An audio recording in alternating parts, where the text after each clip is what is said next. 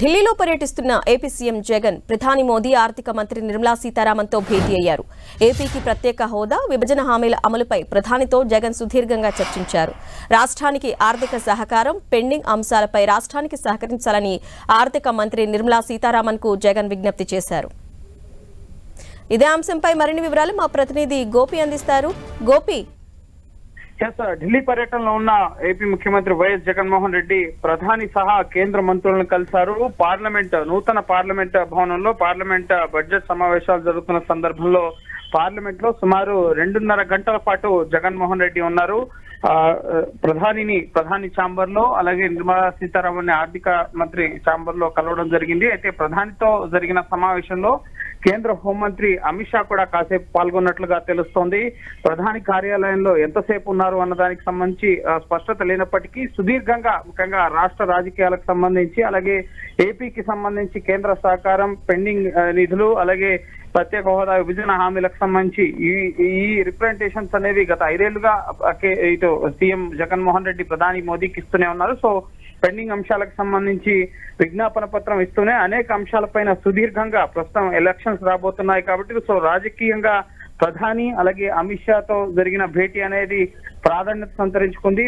Parliament ప్రధాని కార్యాలయంలో జరిగిన సమావేశంలో అమిత్ షా కూడా ఉన్నారు. అయితే ఆ సమావేశంలో ఇటు జగన్మోహన్ రెడ్డి ప్రధాని కార్యాలయంలోకి వెళ్లిన సందర్భంలో ఏపీ బీజేపీ ఇన్ఛార్జ్ మురళీధరన్ కూడా కాసేపు, అలాగే కొందరు బిషప్స్ కూడా లోపల ఉన్నట్లుగా సమాచారం అందుతోంది.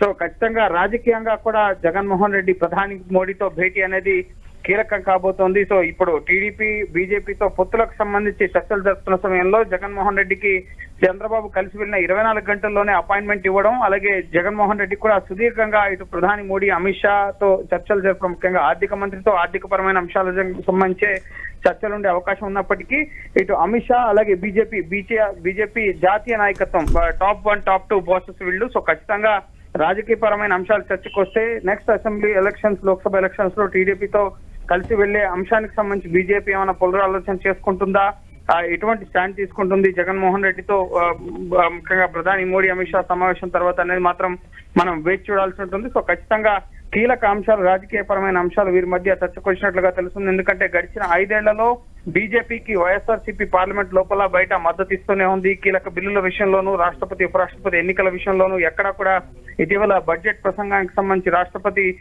ధన్యవాద తీర్మానానికి సంబంధించి విజయసాయి రెడ్డి మాట్లాడుతున్న సందర్భంలో కూడా ఎక్కడ కేంద్ర ప్రభుత్వాన్ని ఒక్క మాట విమర్శించడం కానీ, ప్రత్యేక హోదా ఇవ్వలేదని కానీ, విభజన హామీలు నెరవేర్చడం లేదని కానీ, సో కాంగ్రెస్ పార్టీని టార్గెట్ చేస్తూనే ముఖ్యంగా వైఎస్ఆర్సీపీ ఎంపీలు మాట్లాడడం జరుగుతుంది. కానీ బీజేపీని ఎక్కడ కూడా ఒక్క మాట కూడా అన్ని పరిస్థితి, హామీలను అమలుపరచలేదని చెప్పి అడుగుతూనే ఉన్నాం, ప్రత్యేక హోదాన్ని ప్రస్తావిస్తూనే ఉన్నామని చెప్పి 5 ఏళ్లలో కూడా పూర్తిగా బీజేపీ ముఖ్యంగా రాష్ట్రానికి సహకరించాల్సిందిగా విజ్ఞప్తి పూర్వకంగానే వైసీపీ వైఖరి ఉంది. కానీ ఎక్కడా కూడా విమర్శనాత్మక పూర్వకంగా అయితే మాట్లాడడం లేదు. కాబట్టి సో నెక్స్ట్ ఎలక్షన్స్ కు ముందు ఈ భేటీ అనేది చాలా కీలకం కాబోతున్నట్లుగా తెలుస్తుంది. ప్రస్తుతం అయితే ఢిల్లీ పర్యటనలో భాగంగా ఉన్న అపాయింట్మెంట్స్ అన్ని కూడా ముగిశాయి. మరి కాసేపట్లోనే జగన్మోహన్ రెడ్డి తిరిగి విజయవాడకు పయనం కాబోతున్నారు. సో చూడాలి లోక్సభ ఎన్నికలకు సంబంధించి ఇటు అలాగే అసెంబ్లీ ఎన్నికలకు ముందు ఎటువంటి పరిణామాలు ఈ భేటీకి సంబంధించి దారితీస్తాయి, ఈ భేటీలో ఏ అంశాలు చర్చకు వచ్చాయి, బీజేపీ వైఖరిలో ఏమైనా మార్పు వస్తుందా, ఇటు టీడీపీ, బీజేపీ, జనసేన కలిసి వెళ్లే విషయంలో ఎక్కడ బయటకి ఇప్పటి వరకు మాట్లాడకపోతున్నప్పటికీ కూడా బహిరంగంగా ఇటు చంద్రబాబుతో కూడా సుదీర్ఘంగా 40 నిమిషాల పాటు అమిత్ షా, జేపీ నడ్డా భేటీ అయ్యారు. సో ఆ అంశాలు బయటకు రాలేదు. ఇప్పుడు ప్రధాని మోడీతో జగన్మోహన్ రెడ్డికి సంబంధించిన భేటీలో కూడా రాష్ట్రానికి సంబంధించి పెండింగ్ అంశాలకు సంబంధించి చర్చించిన చర్చలకు సంబంధించిన వివరాలు బయటకు వచ్చే అవకాశం ఉంది. కానీ రాజకీయ పరంగా జరిపే చర్చలకు సంబంధించి అయితే ఎటువంటి వివరాలు కూడా బయటకు వచ్చే అవకాశం లేదు. కానీ ఖచ్చితంగా భవిష్యత్ రాజకీయ పరిణామాల ఆధారంగా ఈ భేటీలో ఎటువంటి విషయాలు చర్చకు వచ్చాయి, వాటి ఇంపాక్ట్ అనేది ఖచ్చితంగా ఏపీ ప్రజలకి కనిపించబోతోంది.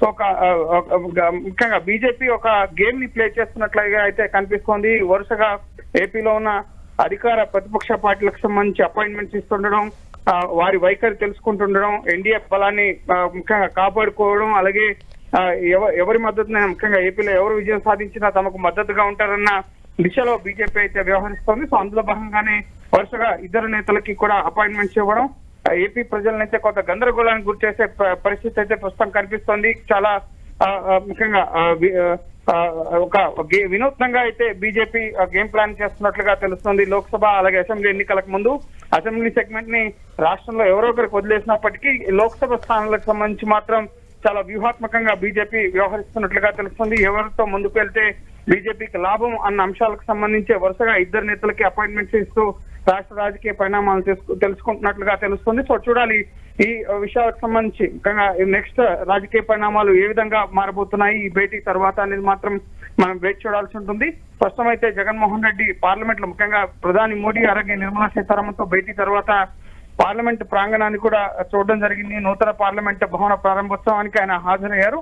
ఆ తర్వాత ప్రస్తుతం పార్లమెంట్ సమావేశాలు జరుగుతున్న సందర్భంగా లోపల ముఖ్యంగా నూతన పార్లమెంట్ భవనంలో ఉన్న ఛాంబర్స్ వీటన్నిటినీ కూడా కలిగి తిరగడం జరిగింది. అలాగే కొంతమంది ఎంపీలతో కూడా మాట్లాడారు, మీడియా జర్నలిస్టులతో కూడా ఆయన మాట్లాడారు. అయితే పివి నరసింహారావుకు సంబంధించి భారతరత్న ప్రకటించడం పట్ల మీడియా మిత్రులు అడిగిన ప్రశ్నలకైతే ఆయన స్పందించకపోయినప్పటికీ కూడా సో అఫీషియల్ గా ఏపీ ప్రభుత్వం నుంచి దీనికి సంబంధించి ఒక ప్రకటన విడుదలయ్యే అవకాశం ఉంది. ఎందుకంటే తెలుగు వారికి తొలిసారి ఒక భారతరత్న భారత అత్యున్నత పురస్కారాన్ని కేంద్ర ప్రభుత్వం ప్రకటించడం జరిగింది. కాబట్టి అఫీషియల్ గా స్టేట్ గవర్నమెంట్ దీనికి సంబంధించి ఒక స్టేట్మెంట్ ని రిలీజ్ చేసే అవకాశం ఉంది. అలాగే ప్రధానితో ఏ అంశాలు చర్చించారు అన్న దానికి సంబంధించి కూడా ఒక అధికారిక ప్రకటన కూడా ముఖ్యంగా విడుదలయ్యే అవకాశం కనిపిస్తోంది. Right Gopi, thank you.